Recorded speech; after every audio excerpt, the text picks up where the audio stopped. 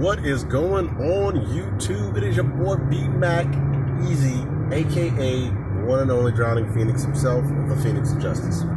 Alright, so first, let me go ahead and say I am sorry that I've been away.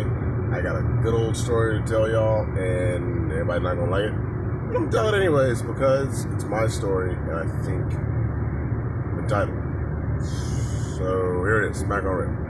My audience, those who have been keeping up with me or concerned. In 2 miles, take the Jackson Avenue exit. Oh my god, you are flying.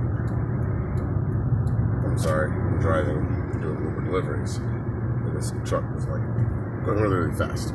So anyway, yeah, so let me start this off with, alright, so last time I talked to y'all, I was telling y'all about my marriage looking like it's coming to an end.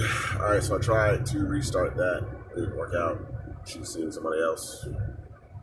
That's what it was. So then after that, COVID broke out in March, right? So I was supposed to get on active duty orders due to financial hardship because I was just having a hard time finding a job at the time.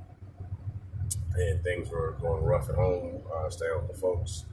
Me and my dad got into it in February. He put me out, stayed out the street for like a few weeks. Then my mom came back. She was in North Carolina helping my uncle's partner, girlfriend, whatever, to like work for his tax firms. She came back, and then we got into it. She didn't like how I felt. I said some things I probably should have said, and this whole thing, and just too many grown people in one house. So my mom put me out.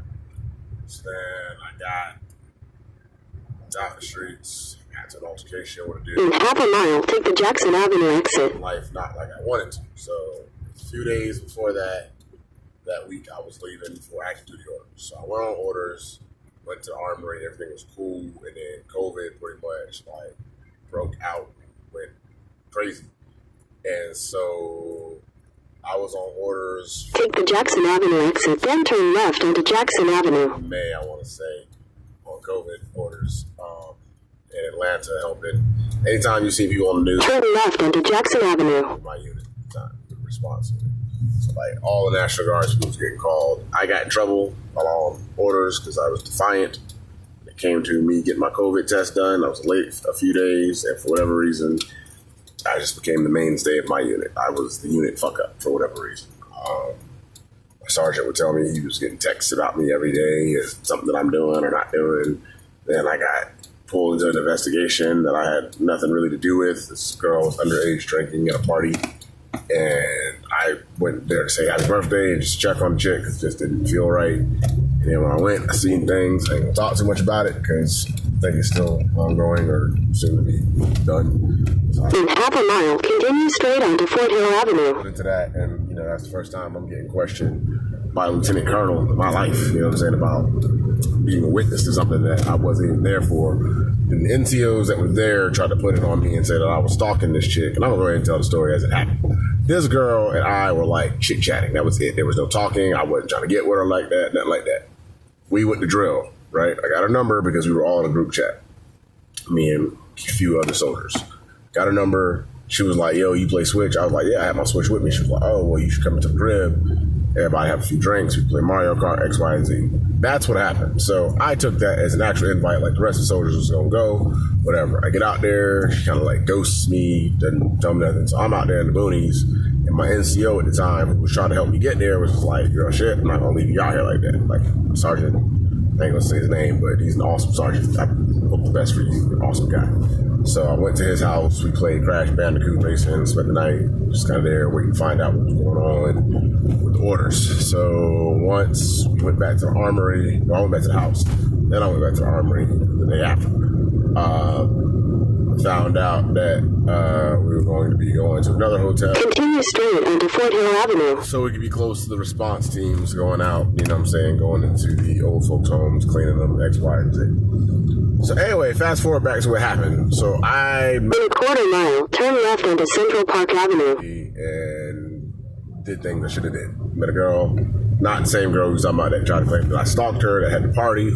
She was underage drinking, and we was on active duty orders, and we was told not to be drinking. But that wasn't me. I just somehow got roped into that. So when doing what I thought was the right thing and telling another NCO about it, who was a female who could better approach the situation, she tells me basically they just didn't want me there because she felt creeped or whatever out by me. And I'm just like, yo, you're a fucking 19, 20-year-old. I don't give a shit about you. I'm not even here to talk to you.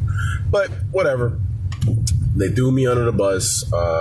Then I basically was like, yo, I'm not comfortable with my unit. I didn't want to be in my unit no more.